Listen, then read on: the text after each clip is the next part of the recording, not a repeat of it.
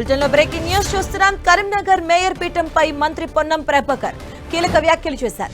కార్పొరేటర్ల అభిప్రాయం మేరకే మేయర్ పై నిర్ణయం తీసుకుంటామని చెప్పారు. బీజేపీకి మ్యాజిక్ ఫిగర్ రాలేదన్నారు పొన్నం.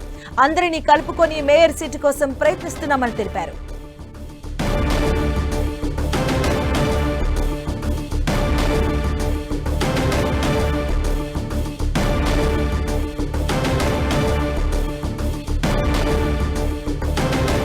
దీనిపై మరిన్ని వివరాలు మా ప్రతినిధి సతీష్ అందిస్తారు. కరీంనగర్ కార్పొరేషన్ పైన ఎవరు జెండా ఎగరబోతున్నది ఆసక్తి మారింది. ఒకసారి నాతో మంత్రి పొన్నం ప్రభాకర్ ఉన్నారు, ఒకసారి మాట్లాడించే ప్రయత్నం చేద్దాం. కరీంనగర్ కార్పొరేషన్ కాంగ్రెస్ కైవసం చేసుకునే అవకాశం ఉందా? ఏంటి మీ ఈక్వేషన్? స్థానికంగా కార్పొరేటర్ అభిప్రాయం మేరకు జరుగుతుంది. ఇందులో పొలిటికల్గా వాళ్ళ ఆలోచనకు ఎట్లా కార్యక్రమం జరుగుతుంది.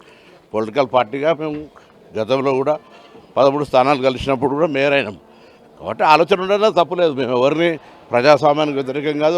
ఆ స్థానిక సంస్థల ఎన్నికల్లో జరిగిన ప్రజాప్రతినిధుల నిర్ణయం ప్రకారం నడుస్తాం. అంటే 30 సీట్లు బీజేపీకి వచ్చాయి. ఆ సంఖ్య కూడా సంఖ్యాబలం 30 టార్గెట్ ఫిగర్ కాదు కదా, 69 మెంబర్లు అయితే ఉన్నారు. దాని ప్రకారం 30 అంటే ఇంకా 9 తక్కువ ఉంటున్నాయి కదా. అంటే ఎవరిని చేయబోతున్నారు? అంటే మీ ఈక్వేషన్స్ ఏంటి? చేస్తున్నాం అంటలేను. మ్యాజిక్ ఫిగర్ సంబంధించి తక్కువ ఉన్నప్పుడు ఆయన ఎంత క్లెయిమ్కు రైట్ ఉందో రాంగ్ ఉందో, మిగతా వాళ్ళ క్లెయిమ్ రైట్ అంతే ఉన్నట్టే. అనైతిక కూటమి అని చెప్పి కూడా చెప్తున్నారు కేంద్రం. చాలా రాష్ట్ర రాజకీయాల లోపల అనేకం జరుగుతున్నాయి. నేను అనైతిక కూటమి జరుగుతుంది, అప్రజాస్వామ్యం అయితే అనలేను. అక్కడ స్థానికంగా గెలిచిన కార్పొరేటర్లకు సంబంధించి వాళ్ళ ఆలోచన మేరకు కొనసాగుతారు తప్ప మేము ఇందులో జోక్యం చేసుకోను, లేకపోతే ఇంకేదో చిన్న సమన్వయం చేయడానికి నన్ను శ్రీధర్ బాబు గారిని సమన్వయం కోసం చేసినారు.